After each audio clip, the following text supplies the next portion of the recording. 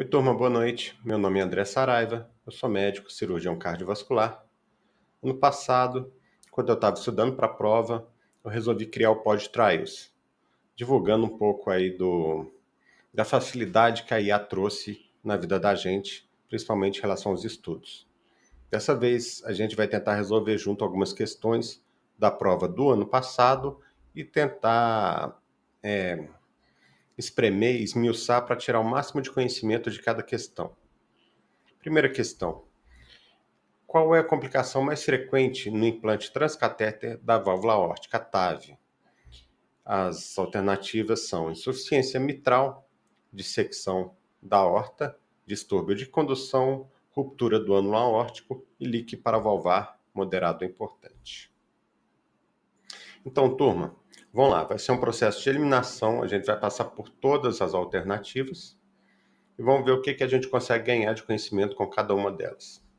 Primeiro, insuficiência mitral. Não sei se teve muita gente que pensou em insuficiência mitral após a TAV, mas vamos ver o que a literatura fala. Esse artigo foi de julho de 2025, publicado no Annals of Thoracic Surgery, e fala aí a Natural History of Mitral Regurgitation After Transcatheter Aortic Valve Implantation. Um estudo observacional de TAV para estenose aórtica, pegou aí o período de 2012 até 2021, quantificando 2.250 pacientes, e desses, 14,6, ou seja, 329 pacientes, já apresentavam uma insuficiência mitral pelo menos moderada antes da TAV.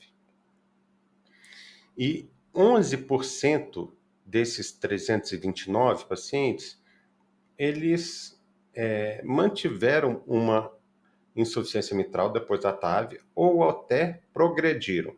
Ou seja, o paciente que era moderado pode ter mantido moderado ou de moderado foi para importante. Isso em até um ano depois da TAV. E o que foi a conclusão?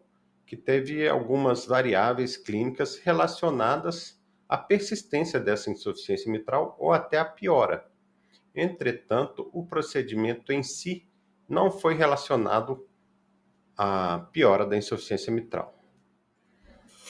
Então, turma, o que a gente pode pegar de aprendizado sobre a insuficiência mitral e a TAV? Primeiro, que a TAV não é uma causa direta da insuficiência mitral. Segundo, que a maioria dos pacientes com insuficiência mitral que são submetidos à TAV apresenta uma melhora, ou então permanece até estável. E terceiro, é claro, né, que a insuficiência mitral persistente sem melhora depois da TAV, claro que está relacionado com o pior desfecho, tanto no caso de insuficiência cardíaca, quanto em relação à mortalidade. Então, vamos para a alternativa B, a dissecção de aorta. Esse artigo foi publicado no International Journal of Cardiology, agora dia 21 de novembro de 2025. E ele é um estudo retrospectivo que analisa a dissecção de aorta tipo A após a TAV.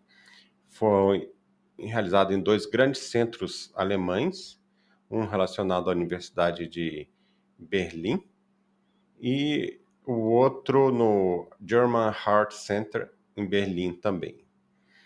Foram 10.238 pacientes submetidos à TAV entre 2008 e 2023. E a incidência de dissecção foi 0,15%, ou seja, de 10.200 pacientes, somente 15 apresentaram dissecção tipo A. É uma incidência parecida aí com outros estudos grandes como o GARI, France2, France-TAV, todos eles divulgaram uma incidência entre 0,2 e 0,4. Incidência baixa, né? Mas com uma mortalidade muito alta, de 47%. Então, o que a gente pode fixar aí sobre dissecção de aorta? Ela é uma complicação rara, mas ela é gravíssima, com uma mortalidade que pode chegar até 47% nos maiores estudos, tá? Os fatores de risco, principalmente relacionados à dissecção da aorta, estão relacionados à anatomia do paciente, como uma aorta ascendente dilatada, uma aorta mais horizontalizada, um ângulo aórtico estreito e uma calcificação severa. O que é importante desse estudo? Ele falou que dos pacientes que tiveram uma dissecção, 60% deles foram submetidos a uma pré-dilatação antes do implante da prótese aórtica. Já em relação à ruptura do ângulo aórtico, trouxe um outro estudo que foi publicado em julho, agora de 2025, no American Journal of Cardiology, que fala das complicações mais frequentes durante a TAV e a ocorrência, né, que, que necessitaram uma cirurgia cardíaca de emergência. Isso foi uma revisão da literatura seguindo as recomendações da Cochrane e Prisma. Foram 6 estudos retrospectivos, mais de 17 mil pacientes. E os estudos foram esses Arsalan, Pepe, Lee, Fagot, Jeffer, Marin Quartas. Eu, falar a verdade, nunca tinha ouvido falar de nenhum deles. Mas vamos lá, vamos seguir. Então, seguindo com a ruptura do ângulo aórtico, ele vai falar a incidência de cirurgia de emergência nesses vários estudos, né? Então, no Arsalan fala em 1,8%, o PEP 0,3%, o LI 3,9%, o Fagot de 0,7%, Jeffer de 8,1% e Marin Quartas de 1,1%. E disso ele fala também que tipo de complicação. Então fala da embolização ou deslocamento da válvula, quando ela sai ali, você vai soltar a válvula e ela emboliza ou desloca tanto para a aorta ascendente quanto para o arco. Uma ruptura do ângulo aórtico, o tamponamento cardíaco, uma oclusão de coronária e uma perfuração do ventrículo esquerdo. Então a gente vê que a ruptura do ângulo aórtico, ela, mesmo entre essas complicações que necessitaram de cirurgia de emergência, ela apresenta uma incidência baixa, né? Acho que o principal aí em todos é perfuração do ventrículo esquerdo e embolização ou deslocamento da prótese valvar. Então, turma, continuando essa parte da necessidade de cirurgia de emergência durante a TAV. Então, a gente imagina, né, esses casos de dissecção de aorta, ruptura do ângulo aórtico, a gente imagina que são situações gravíssimas em pacientes extremamente frágeis, com uma mortalidade altíssima. São situações que, no imaginário até nosso, de cirurgião, a gente pensa que dificilmente a gente conseguiria fazer alguma diferença se tivesse lá pronto para agir. Mas recentemente foi publicado um artigo que falava se a TAV poderia ser realizada sem a presença do cirurgião cardíaco no local. Ali participando do caso, do planejamento da cirurgia, pronto para agir, já escovado, no campo cirúrgico. E esse estudo, um estudo italiano, que acompanhou mais de 10 mil pacientes, e desses só 10 tiveram complicação que necessitou cirurgia de emergência, ou seja, foi parecido ali 0,1, 0,15% aproximadamente, né? Muito parecido com os outros estudos grandes assim sobre TAV, só que ao contrário de uma mortalidade de quase 50%, ele fala em uma mortalidade de por volta de 10%. Por que ele fala isso? Ele fala que a presença do cirurgião cardíaco no local pode sim fazer diferença. Desde os casos mais simples, um tamponamento, tá? Até os casos mais complicados. E aí a gente fica com aquela pulga atrás da orelha, fala assim, nossa, realmente será? Será que um paciente que tiver uma ruptura do ângulo aórtico, a gente consegue tirar ele da mesa, salvar a vida dele, só o fato da gente estar ali, na hora? Então eu trouxe esse caso, muito bacana. É um caso publicado em 2024 no General Thoracic and Cardiovascular Surgery Case. publicado aí pelo Hospital Municipal de Hokkaido, no Japão, onde os cirurgiões conseguiram dar o suporte necessário com uma reconstrução do ângulo aórtico de uma paciente frágil, uma paciente de 83 anos, submetida a TAV. Ela já tinha uma válvula aórtica bicúspide e uma estenose aórtica importante. A via de acesso foi a via transfemoral, usando a SAPIEN 3 Ultra Resília de 26 milímetros. Então, logo após o implante da válvula, no eco transesofágico, apareceu um derrame pericárdico importante, acompanhado de uma instabilidade hemodinâmica imediata. Putz, o que houve?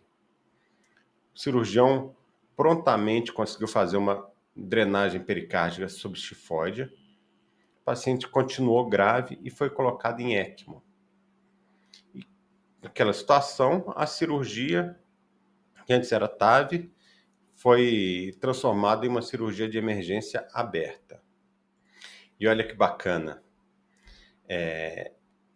essa paciente foi submetida a uma reconstrução do ângulo aórtico, tá?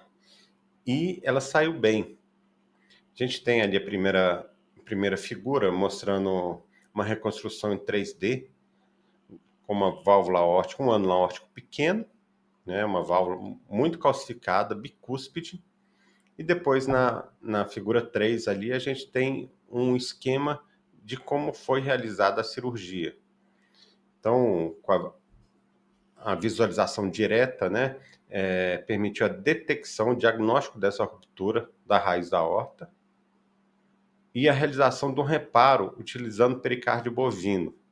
Além disso, foi substituída a prótese da TAV usando uma válvula Inspiris Resília de 19 milímetros. Pequenininha, mas era o que tinha, né? A paciente ela foi transferida para outro hospital depois de 60 dias, sem complicações, ficou bem e atualmente ela já teve alta hospitalar e faz um acompanhamento ambulatorial. Eu achei muito bacana. Isso mostra que a presença do cirurgião cardíaco no local faz a diferença. Aí você pergunta, mas colocou em ECMO, tal. Uai, gente, tem muito hospital público, muito não. Tem alguns hospitais públicos que tem ECMO, que tem todos esses recursos e faz TAV com a equipe de hemodinâmica separado da equipe da cirurgia cardíaca. Então isso é uma coisa que eu vou te falar. Num hospital, num grande centro, ainda mais público, que tem isso tudo, é quase inadmissível, né? Mas vão tocando barco. Alternativa é leak paravalvar moderado importante. Tem um artigo recente, publicado agora em maio de 2025, no Annals of Thoracic Surgery, da Universidade de Pittsburgh. Foram 3.600 pacientes consecutivos submetidos a TAV, pegando um período aí de 2012 a 2023.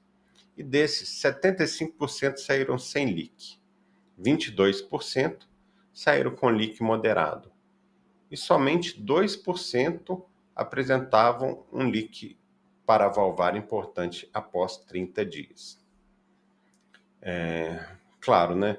Se está fazendo a TAV, um leak moderado, às vezes pode sair, né? O bom inimigo do ótimo. Agora, um leak importante, sim, é difícil, né? Você vai fazer a TAV e vai se contentar com um leak importante ali na hora? Tudo bem. Essa avaliação foi feita após 30 dias, tá? E uma das conclusões importantes foi que o leak paravalvar moderado importante após a TAV foi relacionado a uma menor sobrevida. Claro, né? E agora, letra C, né? Todo mundo já sabia desde o início, era uma questão fácil, né? A complicação mais frequente, distúrbio de condução. Então, vamos tentar tentar esmiuçar isso mais um pouquinho. Eu peguei esse artigo, ele foi publicado em 2018, inclusive esse artigo está na página da SBCCV, e fala a necessidade de marca-passo após a TAV. Tá? É uma revisão sistemática de 40 estudos, totalizando mais de 17 mil pacientes. Ele falou que a incidência de bloqueio atrioventricular importante após a TAV variou de 2 a 36,6%. Putz grila. Saiu todo tipo de resultado, né? Ele tenta explicar um pouco por que essa variação. O que ele fala ali também? Que para as próteses balão expansível, a taxa menor foi usando a Sapien, que variou de 2,3 a 28,2. Uma variação grande também. E para as próteses autoexpansíveis, as taxas maiores, né, de bloqueio importante foi com a Core Valve, variando de 36,3 a 37,7. Uau! Por que tem essa variação tão grande? Então, esse gráfico é bacana porque ele coloca ali embaixo vários estudos, tá? E também separa, além dos estudos, ele separa o tipo de prótese. Sapien 3, a Lotus, a Corval, a Curate, todos os tipos, né? Você vê que no mesmo tipo de prótese tem variação e de uma prótese para outra também tem variação. E muito expressiva, né? Por que isso? Esse outro estudo é um pouco mais recente, foi publicado no Canadian Journal of Cardiology, agora em fevereiro de 2024, e é uma revisão sistemática de 19 estudos, totalizando quase 15 mil pacientes, pegando de 2000 a 2022. O que ele achou? Mesma coisa, uma variação não tão grande, mas importante, que a incidência de bloqueio atrioventricular importante variou de 1,7 a 14,6. Por que eles colocam isso?